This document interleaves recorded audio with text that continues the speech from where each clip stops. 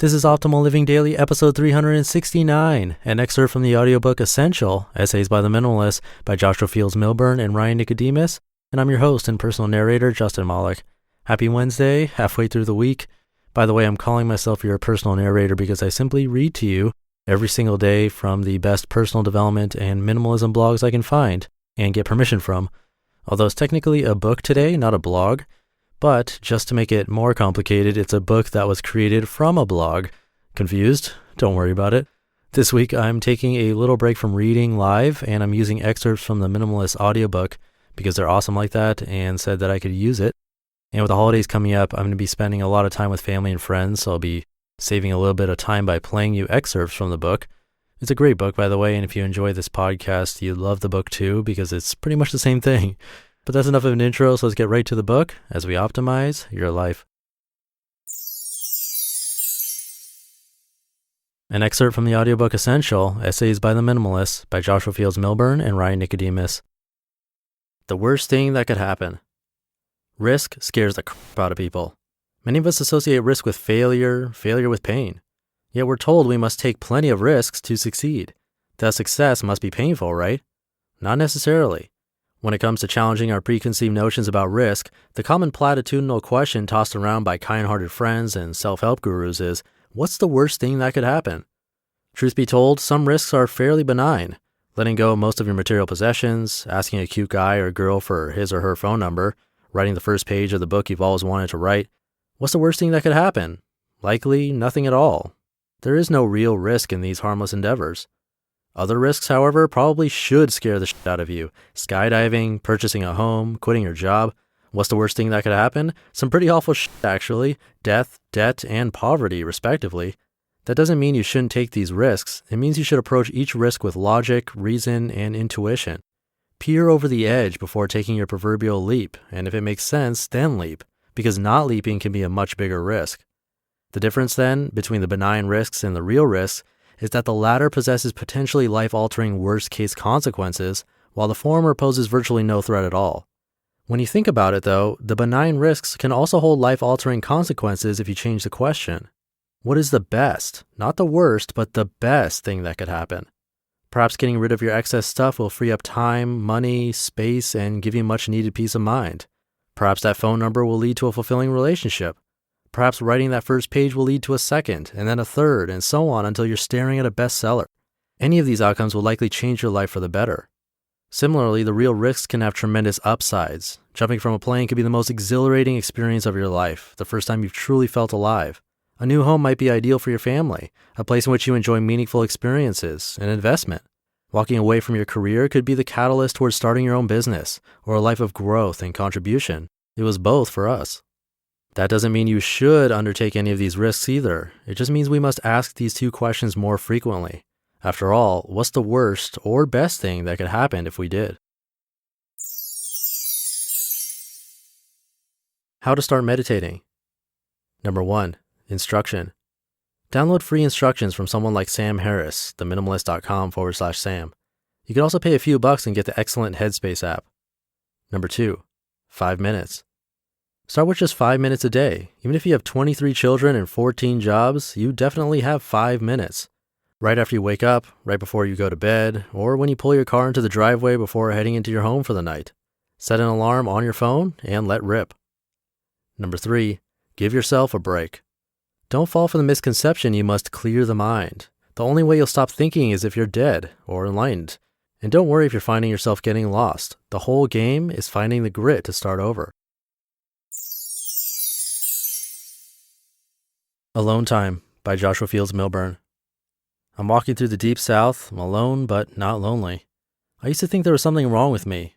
Throughout my 20s, I followed societal norms, doing all the things you're supposed to do to be a normal, functioning member of society, going out with coworkers after work, spending every evening and weekend with friends, killing time with insipid small talk, always engaged, always on, never alone.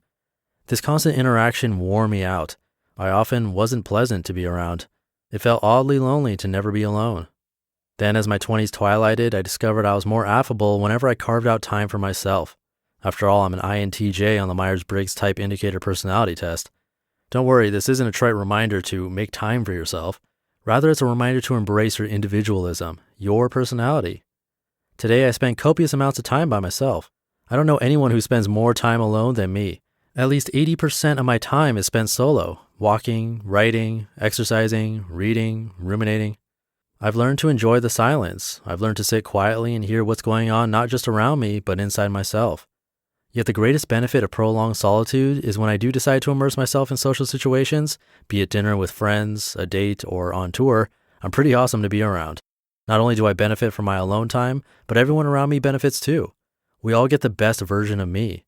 I'm able to burst into social situations with stored energy, which actually makes most people believe I'm an extrovert since I'm able to engage at a high level, employing active listening, humor, and intellectually stimulating conversation. I don't, however, recommend more alone time or more social time to anyone. Life is not one size fits all, so what works for me may not work for you. Take Ryan, for example. As an ENFP, his personality is nearly the opposite of mine. He spends more time around people than anyone I know. He's the life of the party, naturally charismatic, funny, and likable, always naturally on. As an extrovert, he actually gets his energy from other people, and time alone exhausts him. But classifying his approach, or my approach, as right or wrong misses the point. Both can be right or wrong depending on your personality, which is of course a continuum. Even I, in my introverted ways, would hate to be sentenced to perpetual solitary confinement, just as Ryan, in his charming extroversion, occasionally needs a break from his socialite lifestyle. Ultimately, whether introvert or extrovert, man or woman, young or old, I recommend learning more about yourself. Because once you better know yourself, you can grow by easing into your discomfort zone. If you'd like to take it, you can find a free attenuated version of the Myers-Briggs Type Indicator Test at theminimalist.com/MBTI. Channel surfing. We're always looking for something better, something nicer, something faster, something newer, something shinier, something bigger, something more, something else. The remote control made this kind of searching easier than ever. You can navigate 1,000 channels without leaving your couch, flipping endlessly through channel after channel after channel until you find something better. But television isn't the only place in which we constantly search for something better. We flip through every aspect of our lives: food, relationships, entertainment, work, all the while looking for anything other than what's in front of us. The problem is, in a world of unlimited choices, there actually is always something better somewhere on another channel. So even when we find something we like, something we enjoy, it's never enough, and we begin to yearn for something else. The key is to be happy with the channel you're watching. If you're not happy, take action, change the channel. Work hard to change your situation, but once you find something you like, enjoy it. You needn't surf in perpetuity. Once you enjoy your life, you will grow, and eventually the channel will change on its own. You just listened to an excerpt from the audiobook Essential, Essays by the Minimalists by Joshua Fields Millburn and Ryan Nicodemus. And there's a way to get this book for free while supporting not only these amazing authors, the Minimalists, but also me. Sound too good to be true? It's not. If you get a trial of Audible, that's Amazon's audiobook company, you can get 30 days to try the service and you get a free audiobook. I'll get a little bit from Amazon since I referred you. You get to keep the book even if you cancel in that 30-day trial. And if you get one of the Minimalist books, then you'll be supporting them too. So it's a win for everyone. Come check it out. Just visit oldpodcast.com/free. And I think that does it for today. Since I'm trying to give myself some extra time for the holidays, I'll likely continue with excerpts from this book tomorrow. So stay tuned for more free content in the Thursday show, where your optimal life awaits. Hey, this is Dan from the Optimal Finance Daily podcast, which is a lot like this show, except more focused on personal finance. Justin handpicks the best posts he can find from blogs and authors like Ramit Sethi, Mr. Money Mustache, and more, and I read them to you 5 days a week. So if you enjoy this podcast, come on over and subscribe to Optimal Finance Daily too. And together, we'll optimize your financial life. You've been listening to Optimal Living Daily. Be sure to hit the subscribe button to stay up to date on each new episode, and head to oldpodcast.com, that's OLDpodcast.com, for a free gift as well as more actionable tips and resources to help you maximize your potential. Thanks for joining us, and remember, your optimal life awaits.